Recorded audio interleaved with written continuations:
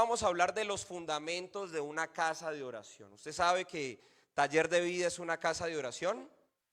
Amén. ¿Sabe que esta casa, que esta iglesia fue diseñada para ser una casa de oración? Y hoy vamos a hablar justamente de los fundamentos de una casa de oración. Y quiero que me acompañe por favor a Mateo capítulo 21 y vamos a leer desde el versículo 12 al versículo 13. Mateo capítulo 21, versículo 12 y versículo 13. Mientras lo colocan en pantalla, vamos a hacer un recorderis de todo lo que hemos venido hablando este año y en los cursos de la EFI. Y sabemos que desde el principio, en la agenda de Dios, en el proyecto de Dios, ha estado de manera clara, de manera definida, habitar con el ser humano y habitar en el ser humano. Eso ha estado en el proyecto de Dios desde la creación. Usted lo encuentra en Génesis capítulo 1, en Génesis capítulo 2. Usted encuentra toda esta historia en donde el Señor está en su dimensión celestial, pero Él decide materializar su proyecto en el universo, crea la tierra, crea todo lo que conocemos, planta un jardín y crea al ser humano a su imagen y semejanza. Y desde ahí vemos que hay un deseo de parte de Dios de habitar con el ser humano, pero también de habitar en el ser humano. En el capítulo 3, en Génesis capítulo 3, es lo que se conoce como la caída, pues vemos cómo Adán y Eva toman la decisión de declarar su independencia de Dios, y esto marca una ruptura profunda en el ser humano. Con los jóvenes este año lo estudiamos casi todo el año y se dieron 4 rupturas: la ruptura del hombre con Dios, la ruptura del hombre consigo mismo, la ruptura del hombre con los demás y la ruptura del hombre con el entorno. Cuando el ser humano decide declarar su independencia, no solamente fue un acto de desobediencia, fue una ruptura relacional, una separación de su presencia. Va a ver usted que cuando el Señor comienza a declararle las consecuencias de las decisiones a Adán y a Eva, entonces los expulsa del jardín del Edén. ¿Sí? Ahora, el jardín del Edén es el primer tabernáculo. Tabernáculo significa lugar de encuentro con Dios. Usted va a ver en Génesis capítulo 2 que cuando ya estaba toda la creación, el Señor caminaba con el ser humano justamente en este jardín, porque eso es lo que significa tabernáculo, lugar de encuentro. Cuando el ser humano declara su independencia de Dios, es expulsado de la presencia de Dios, de este tabernáculo, y ocurre esta ruptura relacional. Aun cuando el ser humano decide declarar su independencia de Dios, Dios nunca dejó de insistir volver a encontrarse con nosotros. Él nunca ha dejado de hacerlo. Dios mismo le mostró a Adán y Eva cómo tenía que presentarse delante de él. ¿Sí lo recuerda? ¿Cómo lo hizo? En Génesis capítulo 3 lo dice. ¿De dónde sacó el Señor las pieles para que Adán y Eva pudiera presentarse delante de él? O sea, Dios mismo hizo un sacrificio, les mostró cómo tenían que presentarse para poder relacionarse con él. Más adelante Dios establece el tabernáculo de Moisés, ¿sí lo recuerda? Donde su gloria descendía. Este tabernáculo en el diseño estaba en el centro de todas las tribus se hacían alrededor, y esto representaba justamente Dios habitando en medio de su pueblo. Ahora, después del tabernáculo de Moisés se establece la casa de David, la choza de David, el tabernáculo de David. Y David cambia las reglas.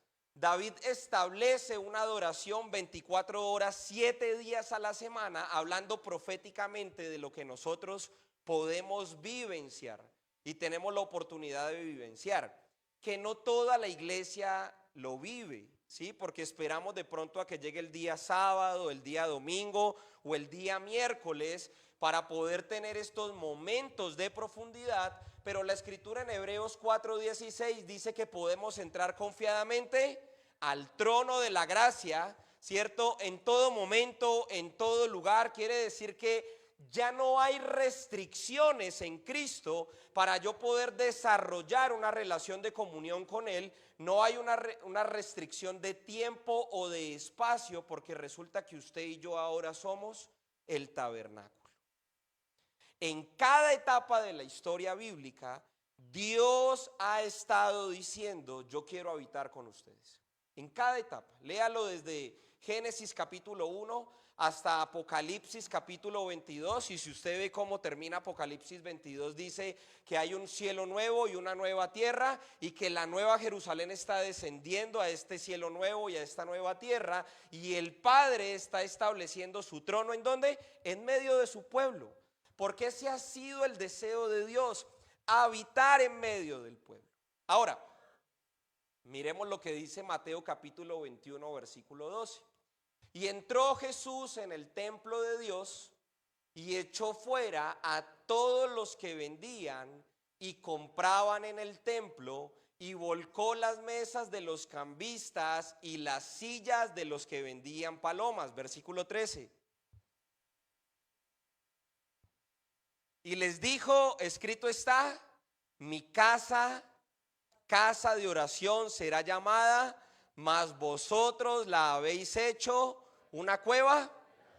Ahora, cuando yo estaba leyendo todo el capítulo, me preguntaba qué esperaba encontrar Jesús cuando él fue al templo. ¿Qué esperaba ver Jesús? Porque en mi carrera yo soy geógrafo y entiendo que en el tabernáculo de Moisés el pueblo era nómada. O sea, no estaban establecidos en un solo lugar. Ellos iban caminando en el desierto y se iban a establecer en Canaán, que es la tierra prometida. Así que comprendo la dinámica del llevar los diezmos y las ofrendas al altar del Señor y la dinámica sacerdotal. Pero aquí en Jerusalén ya no estamos hablando de un pueblo nómada, estamos hablando de un pueblo que se ha establecido en una ciudad, y que por lo tanto el templo permanece en un solo lugar, y que no todas las personas eran ganaderos, no todas las personas cultivaban. Por lo tanto ya había moneda de cambio, y las personas que querían llevar un sacrificio al templo, pues si no tenían ganado, ¿qué tenían que hacer? Pues tenían que comprarlo en algún lugar para poder cumplir lo que había establecido Moisés en cuanto al sacrificio. El gran problema de este texto no es que se estaba comercializando, el gran problema es que se había metido un antidiseño en el diseño de Dios. Ese es el problema. El problema con nosotros, no hablo de esta iglesia, sino de la iglesia universal, no es que nosotros desarrollemos comunión con Dios, es que permitimos o somos tolerantes al antidiseño de Satanás y lo mezclamos en algo que no puede ser mezclado. La casa de oración que esperaba ver el Señor es una casa de oración de acuerdo a su diseño y no de acuerdo a las mezclas que estaba ofreciendo el imperio de ese momento, que es Roma. Ahora, si trasladamos este texto a nuestra vida, ¿qué encontraría Jesús? ¿Una casa de oración o una cueva de ladrones? De acuerdo al diseño de Cristo en nosotros, de acuerdo a lo que Él ha deseado para cada uno de nosotros, porque este no es el templo, este es un lugar físico donde nos reunimos. Ahora el templo es usted y soy yo. Nosotros somos los que portamos la presencia de Dios. Y donde sea que yo me mueva, ¿qué pasa? La presencia de Dios está conmigo. Por eso ahora la casa de oración es atemporal. La casa de oración no depende de un espacio ni de una infraestructura. La casa de oración es usted y soy yo. Y donde yo me mueva, la presencia de Dios está conmigo. Por eso Pablo se aseguró de decirle a la iglesia: miren, no entristezcan al Espíritu Santo, no apaguen al Espíritu Santo, porque ahora usted y yo somos la casa de oración que espera ver Cristo. Cuando Cristo me ve, ¿qué está viendo? ¿Está viendo una casa de oración o está viendo una cueva de ladrones? La primera venida de Jesús aseguró justamente este deseo de parte de Dios. Porque para nosotros era imposible poder desarrollar una relación con Dios.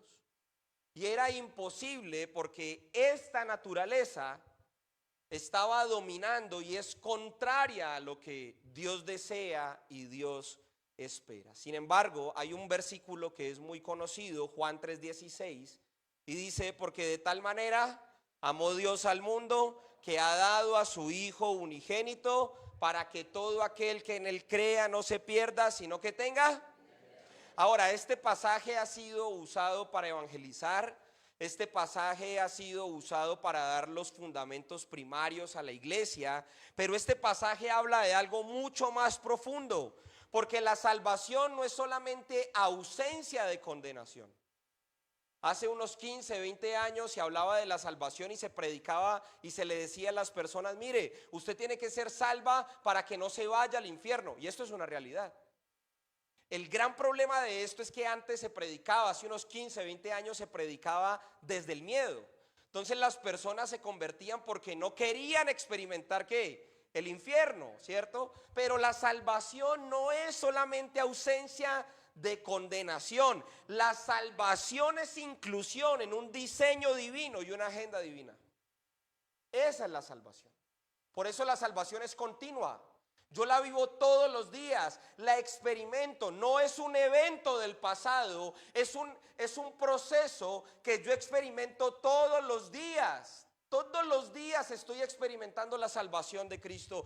Todos los días estoy experimentando su vida eterna. Y todos los días estoy llamado a experimentar la agenda que Él tiene.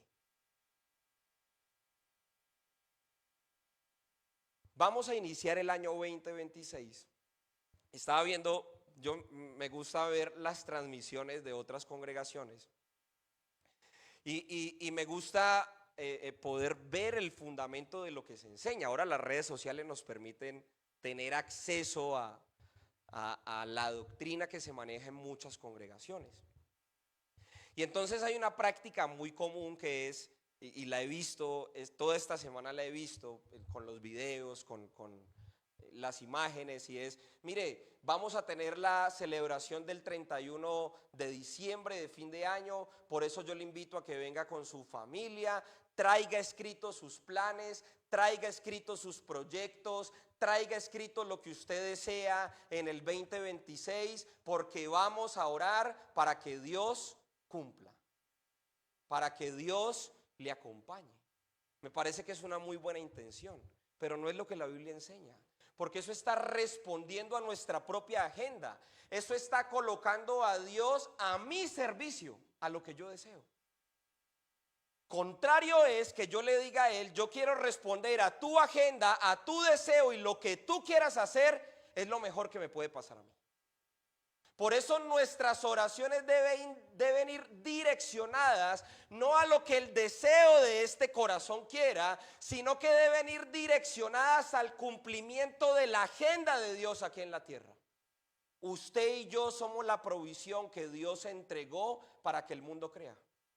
¿De qué otra forma ahora en este movimiento neotestamentario que es la iglesia, de qué otra forma el Señor se manifiesta si no es a través de la iglesia?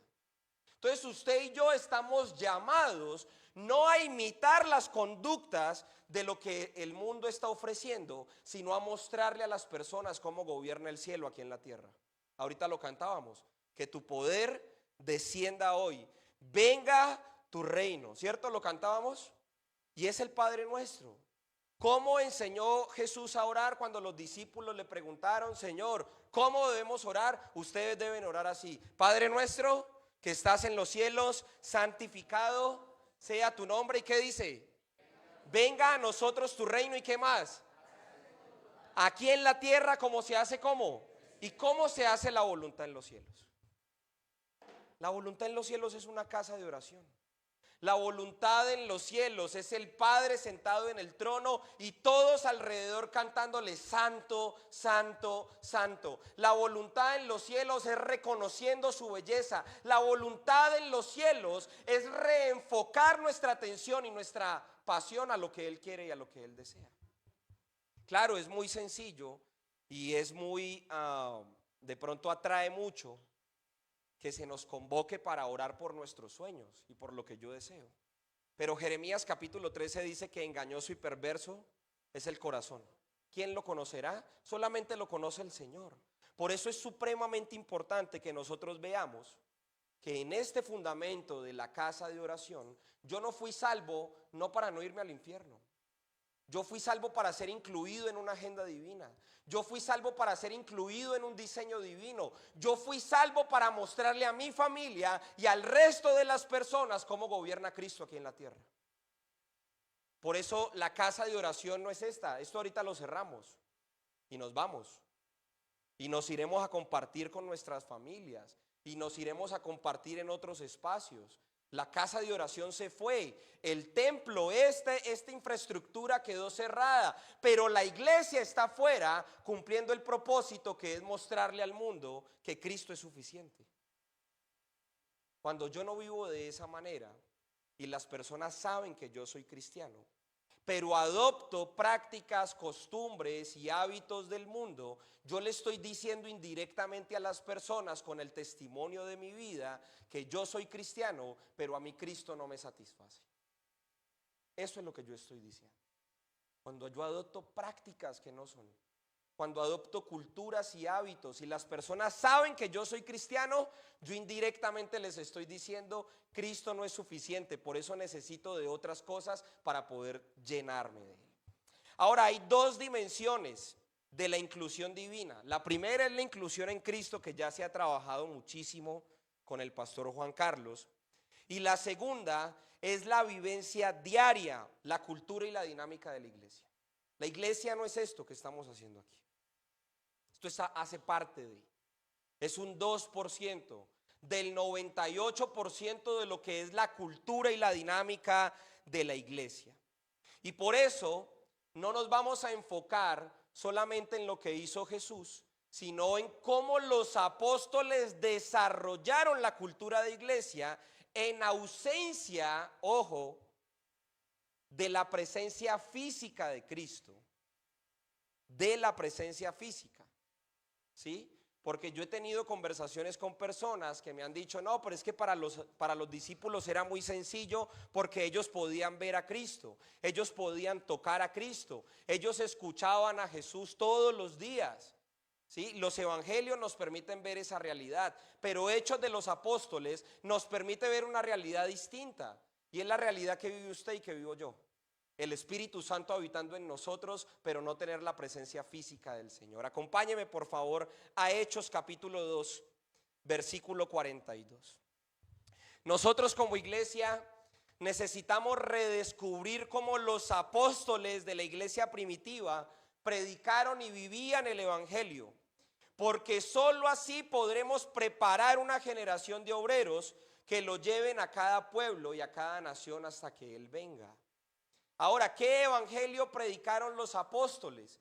Ellos predicaron que Jesús vino, ellos predicaron que Jesús murió, ellos predicaron que Jesús resucitó, ellos predicaron que Jesús ascendió a los cielos, y ellos predicaron que Jesús pronto regresará para restaurar todas las cosas, para juzgar a los enemigos de Dios y para gobernar sobre la tierra. Eso fue lo que predicaron los apóstoles. Ellos predicaron un evangelio integral.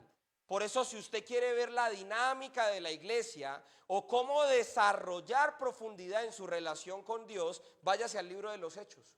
Porque usted va a ver a los apóstoles con el Espíritu Santo en la misma condición en la que usted está y en la que yo estoy, sin la presencia física de Jesús.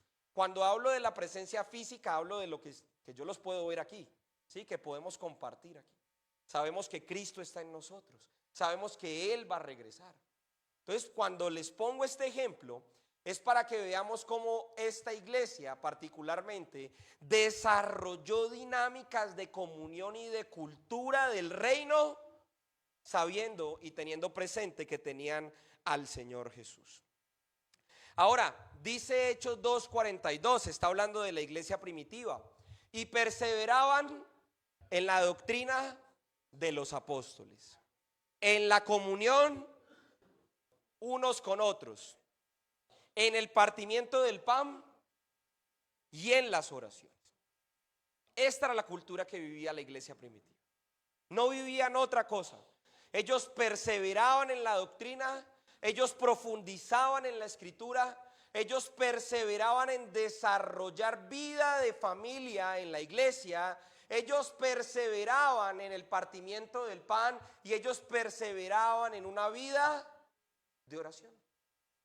No hay otra agenda, no hay otra cultura. Para mí Hechos 2:42 define la cultura de la iglesia. Define los hábitos saludables que usted y yo tenemos que desarrollar en nuestra vida cotidiana. No solamente cuando nos congregamos el domingo, con el equipo de alabanza siempre hemos hablado, o la mayoría de veces hemos hablado, que cuando nos reunimos a cantar aquí, se manifiesta el fruto de lo que yo hice en la semana. Es el fruto del secreto. Es la continuidad de lo que yo sigo haciendo. Entonces de pronto a veces, ¿sí?, uno dice, es que yo tengo, si a mí me citan a predicar, yo tengo que prepararme, ¿sí?, porque este lugar se considera santo. Entonces yo durante esa semana voy a estar ayunando, voy a estar orando, porque sí, esta es una actividad honorable, pero no tendríamos que hacer eso todos los días de nuestra vida, sabiendo que todos los días tengo la oportunidad de encontrarme con personas que no conocen a Cristo, con personas a las cuales yo tengo que hablarles del evangelio. Entonces no podemos santificar lugares si mi vida no está santificada. Yo no puedo darle honor a lugares si yo no estoy viviendo una vida conforme al diseño que Dios ha establecido para su iglesia. Él ha establecido que usted y yo seamos portadores de su presencia y de un mensaje para hacer luz en todo momento. Mire, no todas las personas están llamadas a pararse en un púlpito a predicar, pero sí hay distintas plataformas en donde yo puedo dar el mensaje. Mi trabajo es una plataforma para yo predicar el evangelio. La universidad es una plataforma. Mi familia es una plataforma para yo predicar el evangelio. Hay distintas plataformas para predicar el evangelio. El problema es la cultura y son los hábitos. El problema es lo que nosotros consideramos de mayor estima y lo que no es de mayor estima. Si me llaman a predicar un domingo, me preparo. Pero como el lunes tengo que ir a trabajar normal, entonces no pasa nada, me puedo relajar. No hay relajación para la iglesia. No hay vacaciones para la iglesia. No existen momentos de pausa ni de tolerancia para la iglesia. O somos o no somos. Esto es lo que estamos llamados a hacer. Ahorita vamos a desglosar muy bien qué era lo que hacía la iglesia. Entonces, número 1. ¿Qué significa perseverar en la doctrina? Perseverar implica mantenerse enfocados. Evalúe si en este año 2025, qué tan enfocado estuvo usted en el Señor y qué tan desenfocado estuvo de Él. Perseverar implica no dar lugar a las distracciones. Eso implica perseverar. Perseverar implica profundizar en la conversación que Dios ha iniciado con usted. Perseverar implica profundizar en la escritura. Ahora la definición bíblica nos dice lo siguiente: mantenerse en pie en medio del conflicto. ¿Usted cree que estamos en una guerra? Estamos en una guerra. Y no contra los de afuera. ¿Contra quién es la guerra? Contra mí. Esta guerra es contra mí mismo. Pablo le dice a Timoteo: cuídate de ti mismo. Así que en medio de la guerra que yo estoy librando con esta naturaleza caída que quiere ir en contra del diseño de Dios, la palabra perseverar implica que yo me mantengo en pie y no doy lugar a nada que me saque del diseño del Señor. Perseverar implica no desplomarse bajo la tensión. Cuando las cosas se ponen duras, por lo general, en la mayoría de los casos, no en todos, pero cuando las cosas se ponen complicadas, lo primero que hacen las personas es dejar de congregarse, es dejar de orar, es decirle a Dios: Dios ya no me escucha, Dios me abandonó en este proceso. No me puedo dejar despojar en medio de la tensión de mi relación con Dios. Pero tranquilos, eso le pasó a los apóstoles, que eran discípulos en Getsemaní. ¿Sí recuerdan?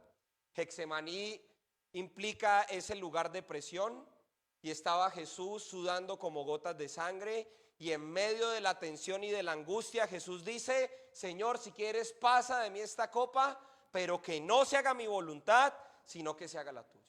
¿Qué salió del corazón de los apóstoles? Salió otra cosa. De Pedro salió violencia, de Judas salió traición, del resto de los apóstoles salió abandono.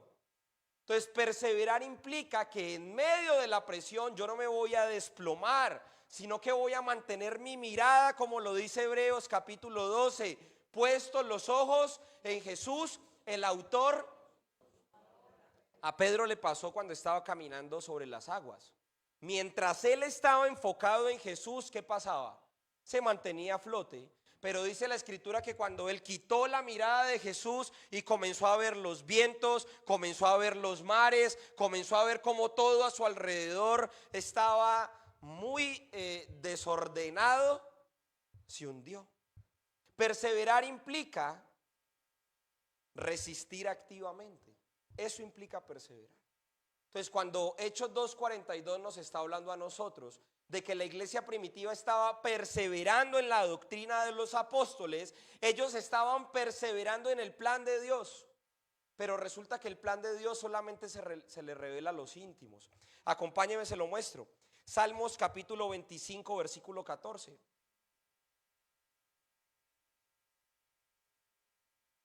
Salmos capítulo 25, versículo 14.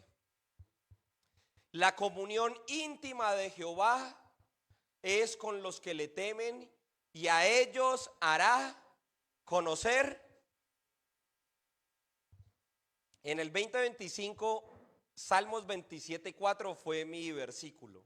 Una cosa he demandado a Jehová y esta voy a buscar todos los días de mi vida. No lo quites, deja el 25:14.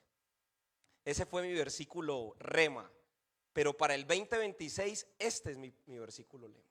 La comunión íntima de Jehová es con los que le temen, y a ellos les va a revelar. O sea, el Señor le revela su plan a aquellos que perseveran en la mesa con Él.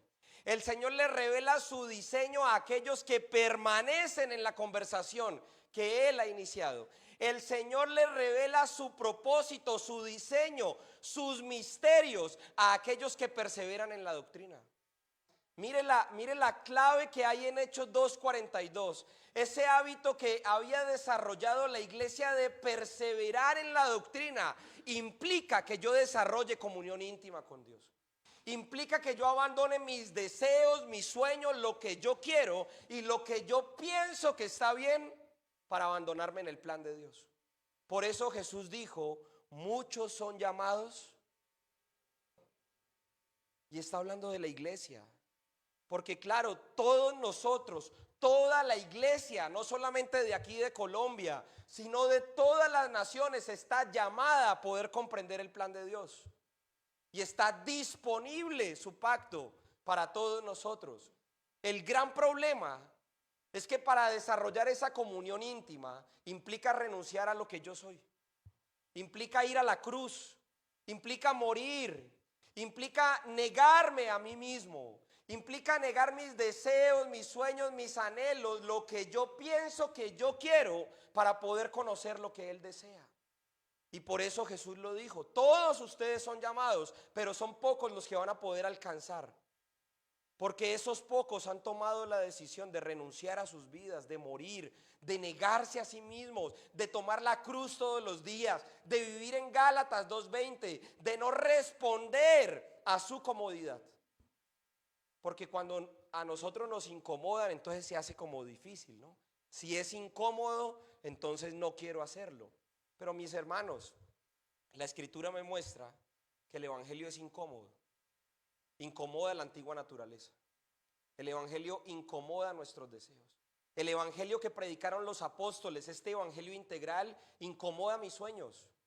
No es compatible, porque Dios tiene una agenda y Él está invitando a su iglesia a que responda a esa agenda. Dios no está al servicio de la iglesia. La iglesia está al servicio de Dios. Y eso implica que usted y yo respondamos a este diseño. El plan nos confronta, la palabra nos quebranta, La palabra elimina nuestros proyectos personales. Y por eso Hechos 2:42 inicia diciendo que esta iglesia, que en esta cultura de casa de oración, ellos perseveraban en esta doctrina.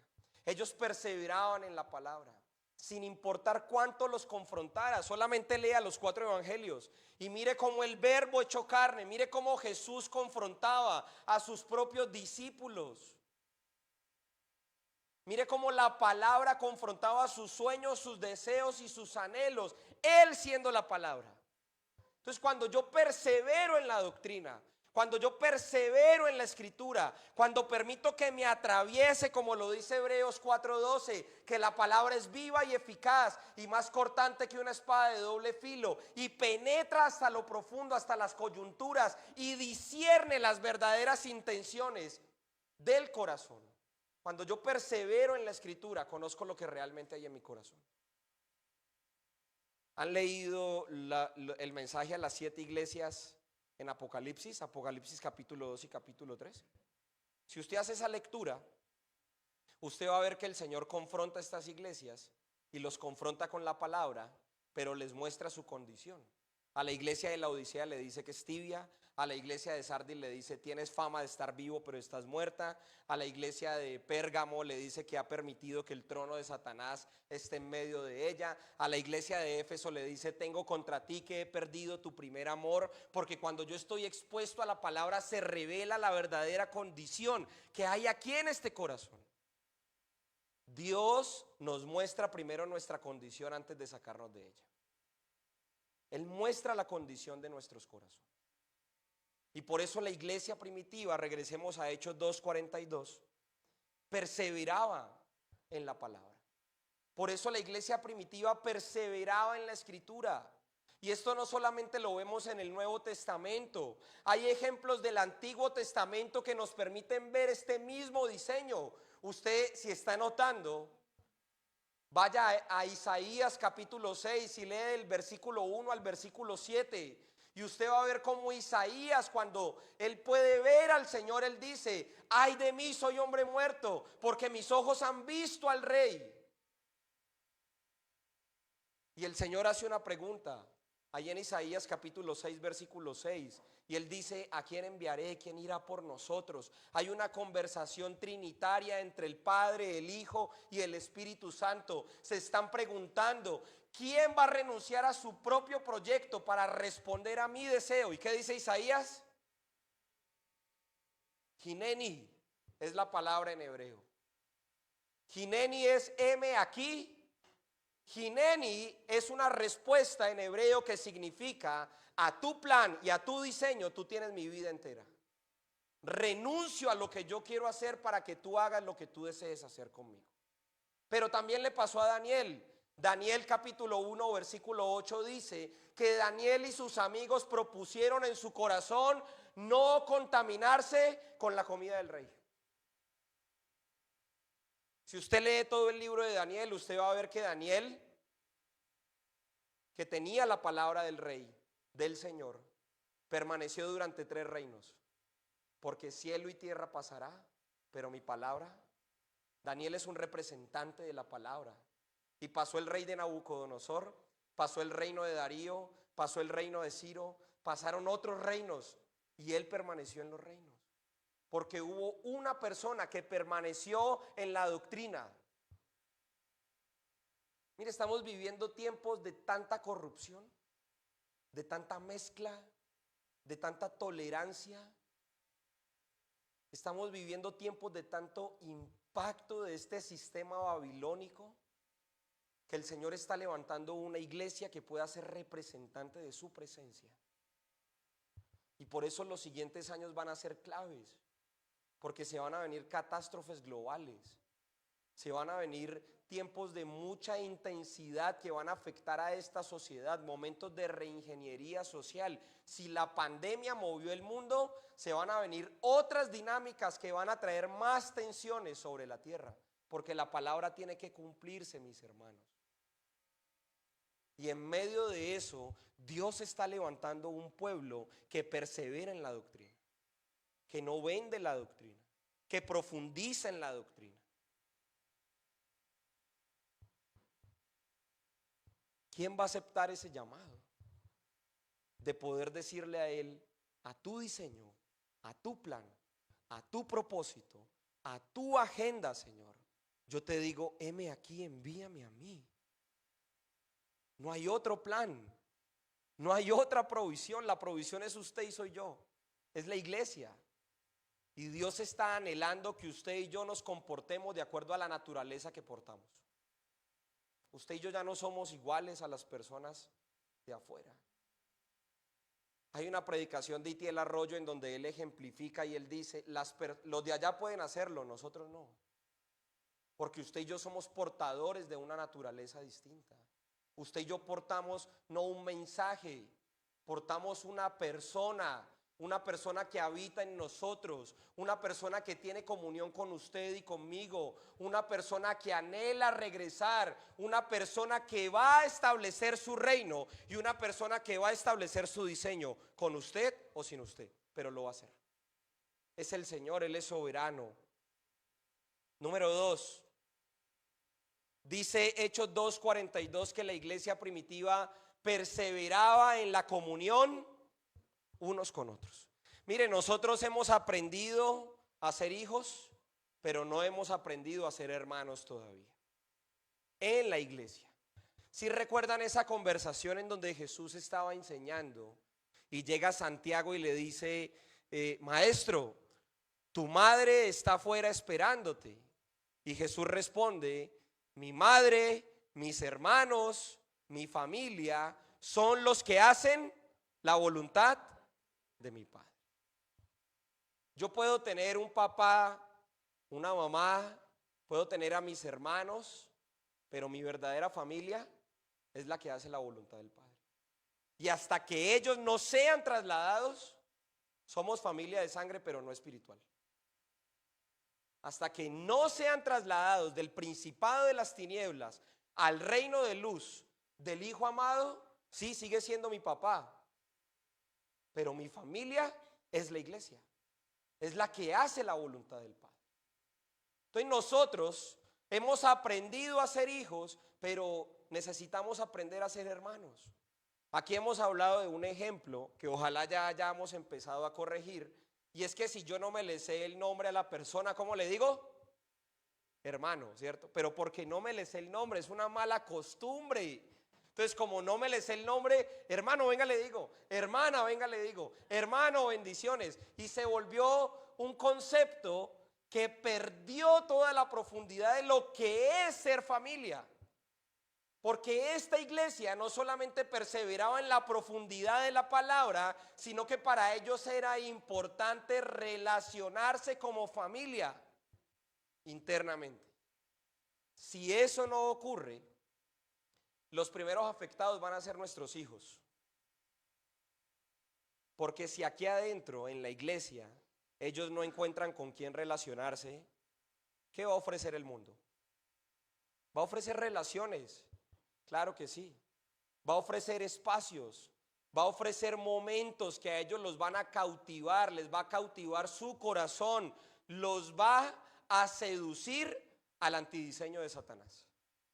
Entonces mire qué tan importante es que la iglesia se tome en serio esto, de poder profundizar en la comunión los unos con los otros. Y en los últimos tiempos todo va a intentar desconectarnos. Todo va a intentar desconectarnos. Acompáñeme a Hebreos capítulo 10, versículo 24 y 25.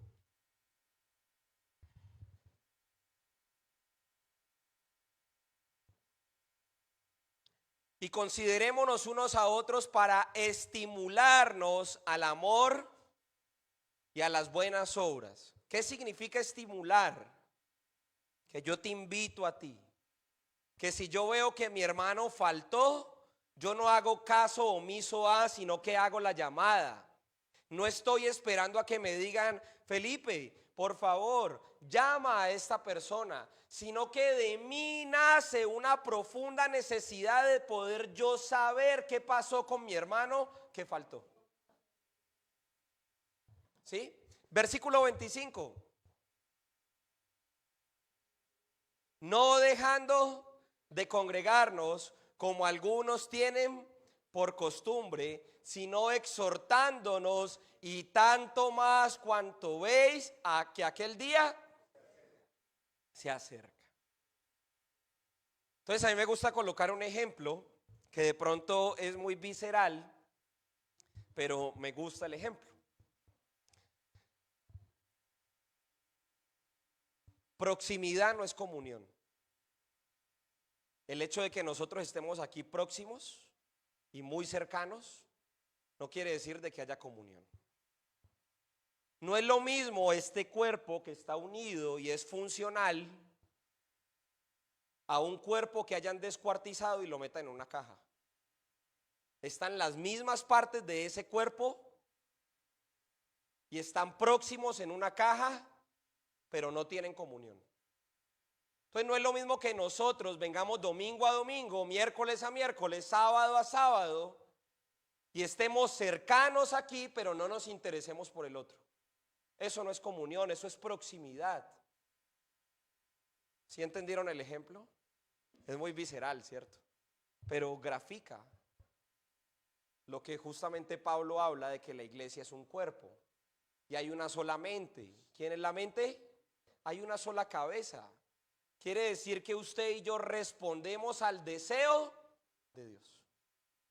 Jesús, antes de morir, antes de ir a la cruz, él levantó una oración y él dijo: Padre, que ellos sean uno, así como tú y yo. ¿Para qué? Para que el mundo crea. Cuando la iglesia vive en comunión, empieza a cumplir la gran comisión. Pero cuando no hay comunión al interior de la iglesia, la gran comisión se diluye y la cumplen unos poquitos. Ese es el problema de venir y congregarnos y pensar que Dios va a bendecir nuestros proyectos. Porque cuando yo vengo y me congrego pensando en eso, yo estoy solamente pensando en lo que yo quiero, en lo que yo necesito, en lo que yo deseo, materialmente, pero no en lo que Dios quiere.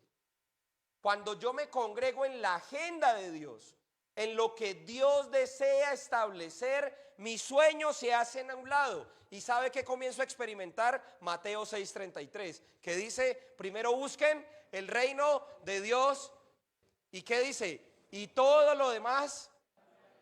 El problema es que cambiamos el orden del pasaje. Primero busco la añadidura y después comienzo a buscar el reino de Dios. Primero busco que Dios bendiga mi plan, que Dios bendiga mi proyecto, que Dios bendiga mi agenda, y después ahí sí digo: si tengo, voy.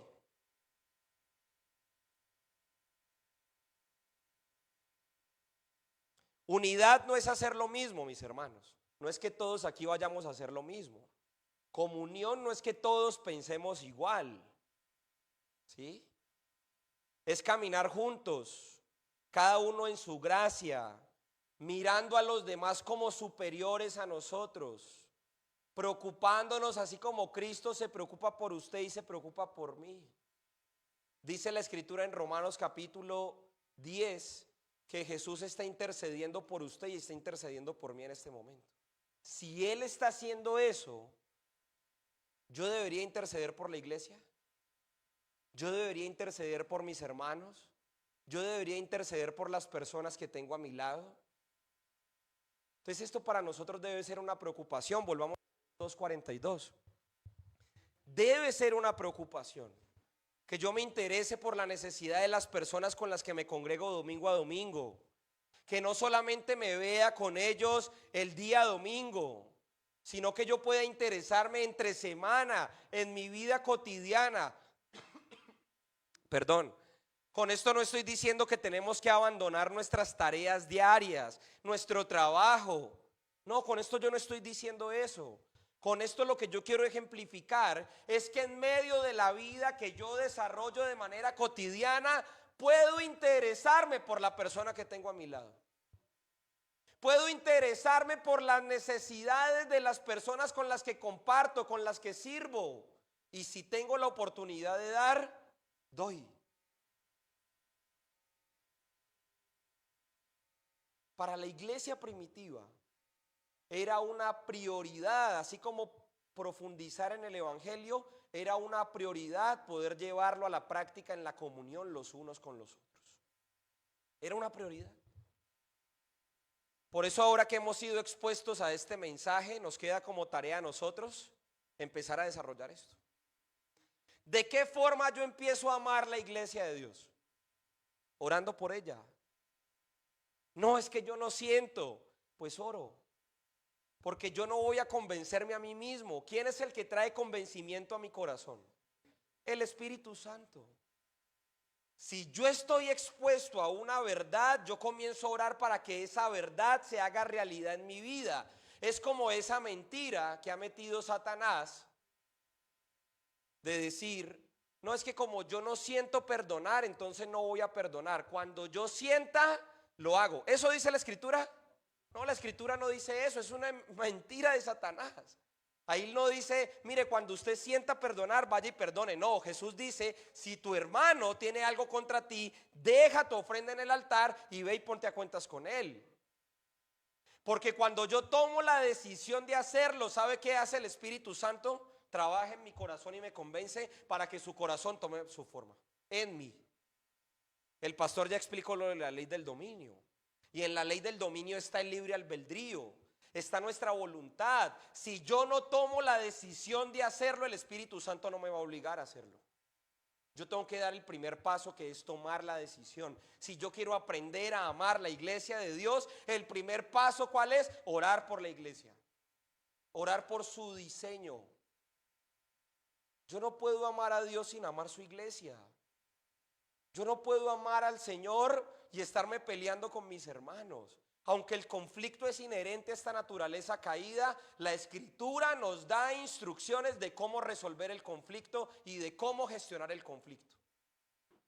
El gran problema es que nosotros no lo hacemos de acuerdo a lo que dice la Escritura, sino que si hay que murmurar, se murmura, si hay que chismear, se chismea, pero no se confronta directamente a la persona, no se va directamente a la fuente. Ese es el problema, mis hermanos. La Escritura muestra otras cosas. Lo que pasa es que hemos normalizado comportamientos que no hacen parte del diseño de Dios. Pero aquí en Hechos capítulo 2:42 se nos muestra que la iglesia primitiva perseveraba en la comunión los unos con los otros. Ahora, número 3, y con esto terminamos. La iglesia primitiva perseveraba en la oración. Y quiero decirles algo muy triste. Mire, actualmente aquí en Taller de Vida, la red de oración es uno de los ministerios más abandonados. Solamente tiene 3 miembros actualmente. Y es triste, ¿o no es triste? Pero mire que ellos perseveraban en la oración. Ellos perseveraban en la profundidad porque desarrollaban un evangelio integral. La Biblia grita que nosotros tenemos que perseverar en la oración. Y para este tiempo final, donde la presión está aumentando, Dios va a restaurar este momento de oración incesante.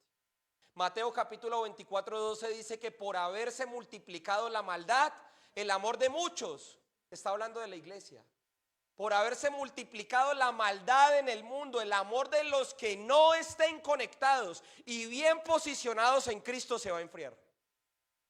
Por eso, tristemente, en estos últimos años, no solamente aquí en Taller de Vida, sino en la iglesia universal, vamos a ver personas que van a desertar y van a regresar al mundo. Porque todavía siguen guardando alianzas con este sistema. Porque no perseveran en la oración. ¿Qué significa perseverar? Que cuando este cuerpo y esta alma no quiere, el espíritu está dispuesto. Entonces, ¿yo qué le digo? Pues vamos a orar. Si recuerdan, Jesús le dice a los discípulos, acompáñenme a orar. Y él se va a orar. Y cuando vuelve, ¿cómo los encuentra? 3 veces. 3 veces los encontró. ¿Y cuál fue la respuesta de Jesús? A la verdad del Espíritu está dispuesto, pero la carne esta carne es débil. Nosotros no podemos pensar que mañana lunes este cuerpo va a querer levantarse a hacer un devocional. Yo no puedo esperar a eso. Yo tengo que perseverar y levantarme a hacer mi devocional. Así esté en vacaciones, así esté en la China, así esté donde sea. Nada reemplaza mi relación con Dios. Nada lo reemplaza. Y Y por eso para esta iglesia era una prioridad el perseverar en la oración como iglesia. Porque habrá muchos que pueden decir o estén pensando, pero es que lloro. Y sí, claro, de manera individual podemos orar, pero como iglesia, como cuerpo, como comunión. La iglesia no es un lugar donde individuos se reúnen para tener una relación con Dios. La iglesia es un cuerpo vivo que vive en función de Cristo, que camina de acuerdo a lo que Él dice. Por eso está en su diseño. Esas personas que dicen, no, es que yo puedo desarrollar mi relación con Dios aquí solo en mi casa sin tener necesidad de congregarme, hace parte del antidiseño de Satanás. Porque Dios diseñó su iglesia. Y Él va a volver por una iglesia, no viene por individuos, viene por la iglesia. Sí, la salvación es individual, pero me incluye en un diseño, me incluye en un cuerpo que camina, que sufre, que siente, pero que recibe de manera compacta la bendición de parte de Dios. Entonces usted y yo nos fuimos incluidos aquí en la iglesia para que Dios me dé casa y carro, para que Dios me dé un buen trabajo. No, yo no fui incluido para eso. Yo fui incluido en la iglesia para ver su justicia aquí en la tierra. Yo fui incluido en la iglesia para preparar el camino del regreso de un rey, el único rey justo. En el año 2026, el próximo año, este país va a entrar en muchísima tensión porque van a haber elecciones presidenciales. Y tristemente, ojalá no pase aquí, pero la iglesia se divide. Se divide entre izquierda, entre derecha, entre sistemas de este mundo. Cuando solamente hay un rey que puede traer justicia a esta tierra. Cuando usted y yo fuimos diseñados no para concentrarnos en lo que hace este sistema, sino para hacer contracultura y poder mostrar cómo gobierna el cielo en la tierra. Anticipadamente le mostramos a las naciones lo que va a pasar en un futuro cercano. Cristo gobernando aquí en la tierra. No existe gobierno que pueda traer justicia a esta tierra. Solamente hay un rey que puede traer justicia y es Cristo, mis hermanos. Y la iglesia fue diseñada para eso. La iglesia fue diseñada para mostrar ese diseño. Usted fue incluido en la iglesia porque Él es digno, porque Él es hermoso, para que usted le muestre a sus compañeros de trabajo que usted no necesita nada más, que usted no necesita a nadie más, porque Cristo es suficiente. No hay nada más. Él es suficiente, mis hermanos. Por eso me parece tan grave cuando nuestros comportamientos van contrarios a lo que la Escritura dice. Porque le estamos diciendo al resto de las personas, yo tengo a Cristo, pero Él no es suficiente. Eso es lo que yo estoy comunicando de manera indirecta. La iglesia ha sido consagrada para mostrar su gloria aquí en la tierra. Y su gloria son sus atributos. Esa es la gloria de Dios. Sus atributos. Ese es el diseño que Dios desea restaurar. ¿En dónde empieza? En mi casa. Lo que yo no vivo en mi casa no puedo vivirlo aquí. En mi casa empieza, conmigo mismo. Si los altares se abandonaron en el hogar, hay que restaurarlos. Si los momentos de oración en familia se abandonaron, hay que restaurarlos. Si los momentos de profundidad individual se abandonaron, hay que restaurarlos, mis hermanos. No podemos iniciar el año 2026 con los mismos zapatos, de la misma forma en la que caminamos este año 2025. Hay que iniciar este año 2026 puesto los ojos en Jesús, el autor, el consumador de nuestra fe. Los días son malos y van a ser más malos. Va a haber más tensión, va a haber más guerra. No se puede predicar otra cosa que no esté en la Escritura. Estos días van a ser de más tensión y es donde la iglesia, la verdadera iglesia, se va a levantar para poder mostrar a Cristo. Amén. Póngase en pie, vamos a orar. Quiero invitar al equipo de alabanza. Vamos a dar gracias al Señor. Vamos a bendecir a nuestro Dios. Señor, queremos darte gracias por tu paciencia, por tu amor inagotable, por tu misericordia. Cierre sus ojos. Dele gracias a Él. Dígale a Él: te necesito, Señor. Te necesito. Señor, te damos muchas gracias. Dígale a Él: quiero que me incluyas en tu diseño. Quiero que me incluyas en tu plan, en tu propósito. Aproveche este momento, mi hermano. Siéntase privilegiado que hoy Dios nos ha permitido poder cerrar este último domingo del año adorando, cantando, profundizando en su palabra, profundizando en su presencia, profundizando en su amor inagotable, profundizando en su persona. Y si usted quizá está frío en su relación con Dios, permítame orar. Levante sus manos, dígale a Él: Señor, vuelvo a ti, vuelvo a tu corazón, Señor. Quiero enamorarme nuevamente de tu presencia. Quiero enamorarme nuevamente de tu palabra, Señor. Quiero hacer parte de tu agenda. Quiero hacer parte de tu diseño, Señor.